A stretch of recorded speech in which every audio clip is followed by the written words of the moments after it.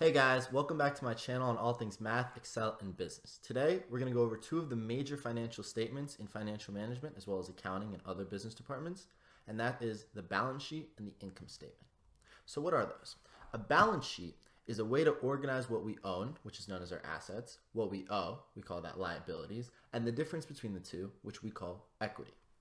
An income statement is basically like a picture over a period of time of what the company is doing, usually a quarter of a year.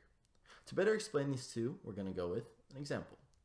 So here I have data for Tutorials for Everyone LLC. That sounds familiar. And we have their 2017 and 2018 numbers. We have their sales, cost of goods sold, depreciation, etc. And we're going to use that to build both a balance sheet for them and an income statement.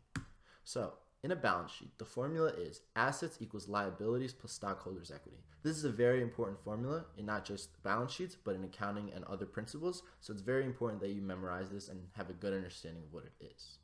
Now, we're going to go back and see which one of these topics are accurate or useful for our balance sheet. Sales and cost of goods sold, depreciation, interest, and dividends, those are all things that are part of a business, but not really something we own or owe. So those don't fall on the balance sheet. Those go somewhere else. Current assets and net fixed assets, well, we own those, so that's going to be on the balance sheet.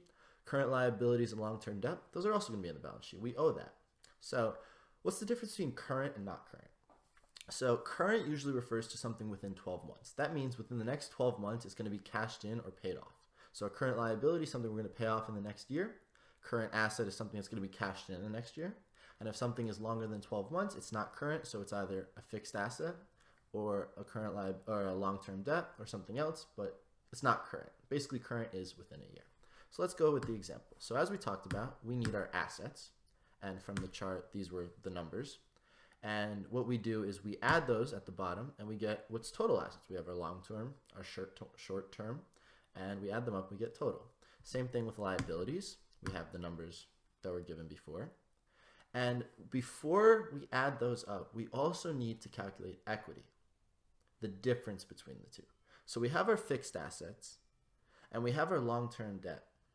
So we're going to subtract that, the net fixed assets minus long-term debt, and we're going to get our equities in both 2017 and 18.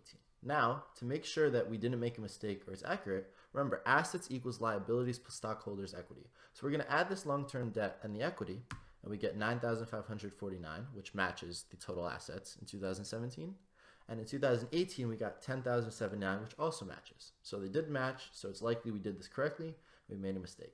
That's how you make a balance sheet. Just your assets, your liabilities, you calculate your equity. If it adds up on the left and the right, then you did it right. Now let's do an income statement. Here we go. So we have an income statement. As we said, it's like a picture of a certain period of time. So the formula for an income statement is revenues equals expenses minus income. We're basically going over what money we made, and when we take out everything that we spent or owed, what we're left with is what we keep, the revenue, right? So on the left, the numbers you see with the numbers in the beginning, the givens, and we're going to use what we have left to put in the income statement. Now, current assets, net assets, liabilities, and long-term debt, we use in the balance sheet. So we don't need to use them in the income statement. They were already used, they were already reported, and they're accounted for. So where do we start in a balance sheet? So we first have to make some money, right? Before we could pay anything off, we need money. So that's going to be our sales. And with that, it's going to cost us. We're going to have to buy this stuff that we're selling. So there's a cost of goods sold. So the 4,507 and the 2,633 come from the given. We're doing the income statement for 2018. Now, there's one more thing you have to remember, and that's depreciation. So that's another thing that's going to come out and put into tax records and accounting reports and this. And that's another thing we need to put in. And that's going to be 952, where we see depreciation for 2018. And now we take the sales, we subtract the cost of goods sold, subtract the depreciation, and we get $922. And this is known as EBIT, which stands for earnings before interest and tax. So interest and tax are two things that companies pay, but those are separate. So right now we're only going to start with the EBIT, and we're going to do those other things after. So EBIT, so this is before interest and tax. So as you can guess, the next thing that's going to happen is going to be interest and then tax. So again, we have the $196 interest that's in our given, and we subtract those. We get $726. And that's known as taxable income. This is what we have, but we haven't paid our taxes yet. So it's taxable income. It's the income that's going to be taxed. which leads you to guess that the next thing we do is we're going to tax it. So the tax rate is 21%. This was actually changed in an act in 2017. It used to be a marginal tax rate, but in 2017, the US Job Act made it so that there's a flat rate regardless of income level. So the tax rate is 21% for corporations. And 21% of 726 was 152. Now when we subtract that, we get 574, and that's called our net income.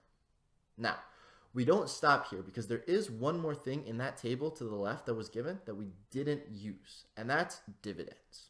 So our dividends were 352. So once you have your net income, you take your dividends, you subtract the two, 574 minus 352, and you get, in this case, 222, which is called addition to retained earnings. So this 222 is going to be added back to our retained earnings, and that's all you need for an income statement. The sales cost of goods sold depreciation will give you the EBIT, earnings before interest and tax. Then you take out the interest, you get taxable income. You take out the tax, you get your net income. You look at your dividends, you take that away from your net income, and you get addition to retained earnings. And that's the balance sheet and the income statement. Now, I mentioned that there are three major financial statements. The third one is cash flows, and we will go over that in the next video. Thank you guys for watching. I hope this helped. I hope you enjoyed. If you liked it, please like, comment, subscribe, share it with a friend, and let's try to help anyone we can.